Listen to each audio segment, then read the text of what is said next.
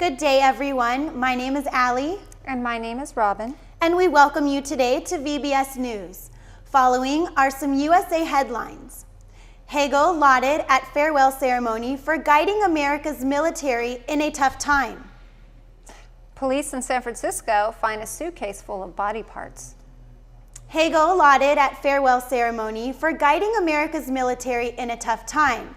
Outgoing U.S. Defense Secretary Chuck Hagel was lauded at a farewell ceremony near the Pentagon on Wednesday, January 28th, as a leader who guided America's military capability through the difficulties of budget cuts and through withdrawal of troops in combat theaters. Hagel resigned his post last November amid reports that he became tired of micromanagement from the White House. U.S. Barack Obama has nominated Ashton Carter, a former Deputy Defense Secretary, to succeed Hagel. Obama said the nation is grateful for Hagel's service, adding that reforms initiated during this term have contributed to improvements in the lives of America's troops. He cited the crackdown on the incidents of sexual assault in the military and improvements in the military's hospitals. Thanks to Secretary Hagel's guiding hand, this institution is better positioned for the future, Obama said. Hagel, in a brief remark at the Joint Base Mayor, all that the credit goes to the hard work and dedication of the soldiers and sailors who service their country. Their individual commitment to the greater good and the strength of the institution has been a complete inspiration to me in every way, Hagel said. Storm spares New York City, slams Connecticut and Massachusetts. A blizzard swept across the northeastern United States on Tuesday, dropping more than a foot of snow across Massachusetts and Connecticut. Even as its impact on New York City fell short of dire predictions, a blizzard warning remained in effect for much of Massachusetts and Rhode Island, where snow was expected to go on falling through the day at a rate as high as 2 to 3 inches an hour, even as the National Weather Service lifted its blizzard warning for the New York City area. Some of the heaviest snowfall was recorded in parts of Connecticut and Massachusetts, with about 20 inches reported in and around Worcester, well over the 6 inches reported in New York City Central Park. New York Suffolk County, east of New York City, also saw 2 feet of snow in spots. Fewer Massachusetts residents and businesses lost power than was expected as residents were spent the morning digging out and cleaning up. Police in San Francisco find suitcase full of body parts. U.S. police found a suitcase containing a dismembered human body in San Francisco on Wednesday afternoon, January 28, prompting them to launch a search of the nearby area. Local television stations quoted police officials as saying officers responded to a report of a suspicious package and found the suitcase sitting on the sidewalk. Officers then cordoned off the area around Market and 11th Street and began searching the area. They found more human remains, although it's not known if they were from the same victim or from another. They said the gender and race of the victim was not yet known. The remains have been turned over to the coroner for examination. Crews battling huge apartment fire in San Francisco. Fire crews in San Francisco, California battled a huge fire that broke out in the city's Mission District on Wednesday evening. The fire broke out in a building that housed both apartments and businesses. Firefighters could be seen shining flashlights through windows of the apartments in search of residents who may have been trapped by the blaze. Local television stations are reporting that at least 1 man was rescued from the burning building.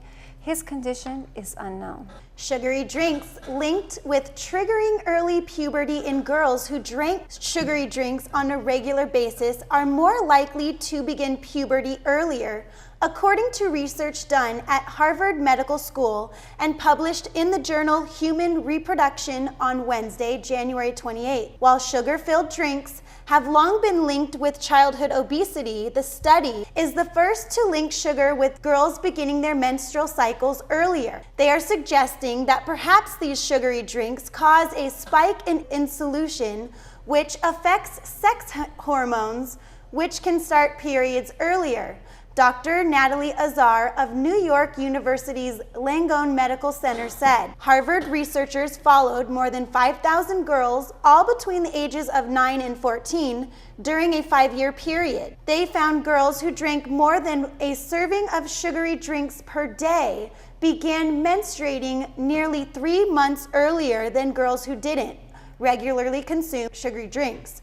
Other studies have linked earlier menstruation with greater risk of breast cancer. Harvard researchers followed more than 5,000 girls, all between the ages of 9 and 14, during a 5-year period. White House defends Bergdahl swap, calls Taliban an armed insurgency, not terrorist. Deputy White House spokesman Eric Schultz said Wednesday that Islamic State was a terrorist group, while the Taliban is an armed insurgency. When asked by a news reporter as to how the U.S. exchange with the Taliban for Army Sergeant Bergdahl is different from the Jordanian swap with IS for the release of Japanese prisoner Kenji Goto, Schultz explained that while Islamic State is considered a terrorist group, the Taliban was not. The Taliban is an armed insurgency. ISIL, which means Islamic State, is a terrorist group. So we don't make concessions to terrorist group. I don't think that the Taliban is an armed insurgency, he said. Schultz then explained that in the case of Bergdahl, the swap was part of an end of conflict interaction as part of the wind down of the Afghanistan war. This was a winding down of the war in Afghanistan, and that is why this arrangement was dealt. Our view, as the president said at the time, which is as commander-in-chief, when he sends men and women into armed combat, he doesn't want to leave anyone behind. That was the commitment he was following through on this, Schultz said. He also said that the U.S. policy is that we don't pay ransom. We don't give concessions to terrorist organizations. In South Carolina, a court clears Friendship 9 of civil rights crimes. A South Carolina judge on Wednesday, January 28th, vacated the 54-year-old trespassing convictions of a group of black civil rights protesters credited with reinvigorating the 1960s U.S. sit-in movement against segregated lunch counters. The Friendship 9, a group of mostly students at the now closed Friendship College, agreed to risk arrest by sitting at the McCory's Five and Dime store lunch counter in Rock Hill on January 31st, 1961. Hauled to jail and quickly found guilty, the group became the first U.S. civil rights protesters to choose to serve jail time for sitting at an all-white lunch counter, helping start the jail no bail strategy that became a model for other activists. In a packed courtroom not far from the site of the historic sit-ins, city and court officials agreed it was time for the record to show the group's stand against racial injustice was not a crime. Judge John C. Hayes III, a nephew of the judge who presided over the men's trials, signed an order vacating the convictions of the Friendship 9 and several other protesters who were arrested in Rock Hill.